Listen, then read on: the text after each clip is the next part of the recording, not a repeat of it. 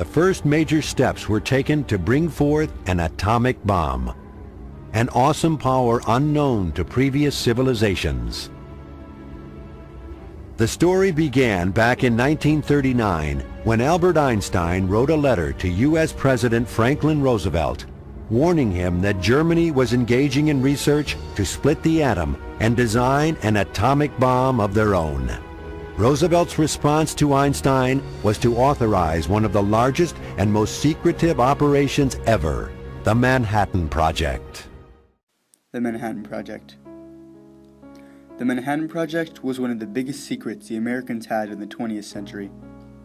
It literally changed the way people thought and how they perceived life.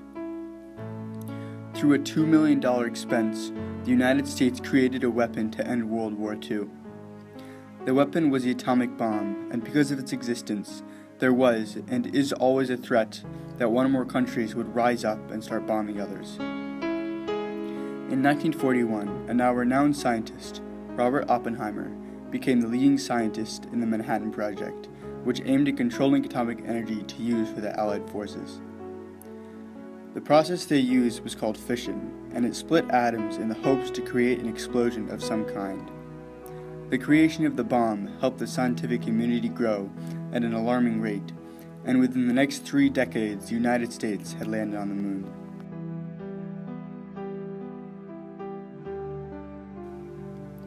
The main reason the Manhattan Project was created was out of thinking that the Nazis had already started doing the same thing.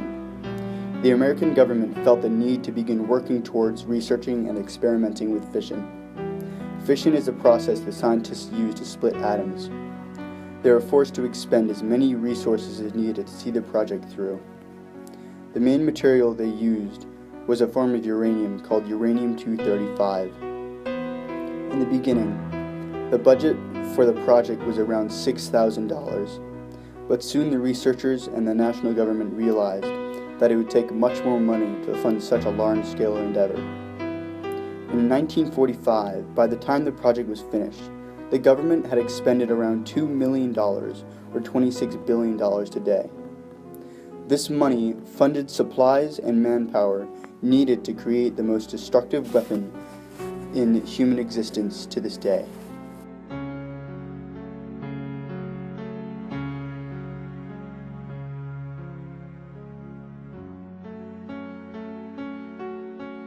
There were many obstacles within the project that the scientists faced.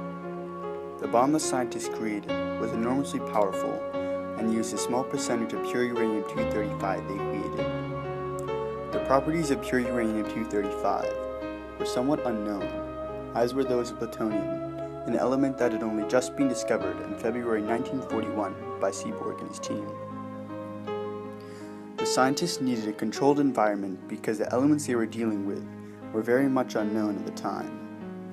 Just think about how important it was to create a public-free zone to conduct experiments and research without any interruptions and/or potential intruders trying to eavesdrop. There were many spies within America trying to gain glimpses of intel from an informant inside the project.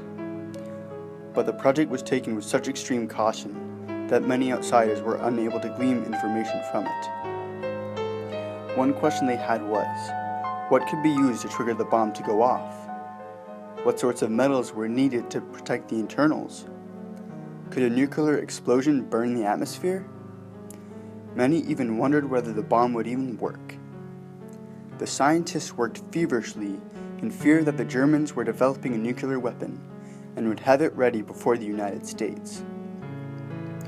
After many movements, the project eventually settled in Los Alamos, New Mexico, where they built a laboratory to conduct experiments. After touring the site, the officials felt Durant School buildings would supply acceptable housing to the estimated 30 scientists who would work on the project.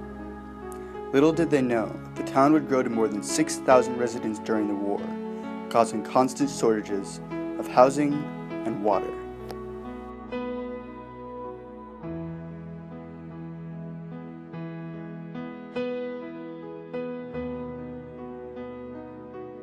Packed a punch equivalent to 20,000 tons of TNT, the high end of most of the scientists' predictions. completely vaporizing the steel tower and heating the desert sand into glass for a radius of 800 yards. At 5:30 a.m., July 16, 1945, the world entered the atomic age. When the bomb went off, it caused an explosion close to 20 kilotons of TNT, emitting a blinding white light and turning night into day. Some of the scientists were crying, some were laughing, and some were silent. Robert Oppenheimer hated the bomb's devastation and said as the bomb went off, "Now I'm become death, the destroyer of worlds." After the war, Oppenheimer was in opposition of creating the hydrogen bomb because of its destructive power it wrought. He was stripped of a security clearance by the Atomic Energy Commission in 1953, and soon after this opposition, was accused of being a communist supporter. In 1963, he was reinstated and awarded the Enrico Fermi, awarded by Lyndon B. Johnson, the 36th President of the United States. Oppenheimer passed away 4 years later by lung cancer on February 18, 1967, in New York City.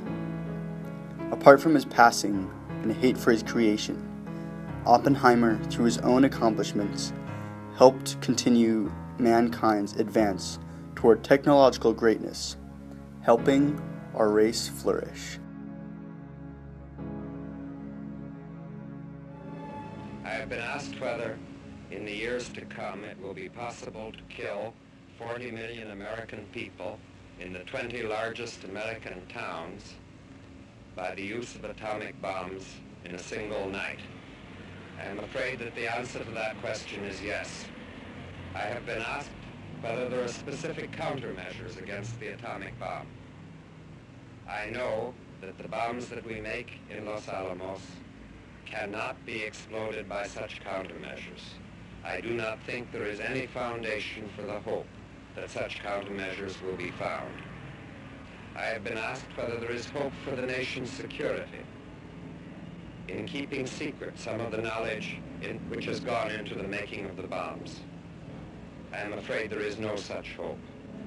I think the only hope for our future safety must lie in a collaboration based on confidence and good faith with the other peoples of the world.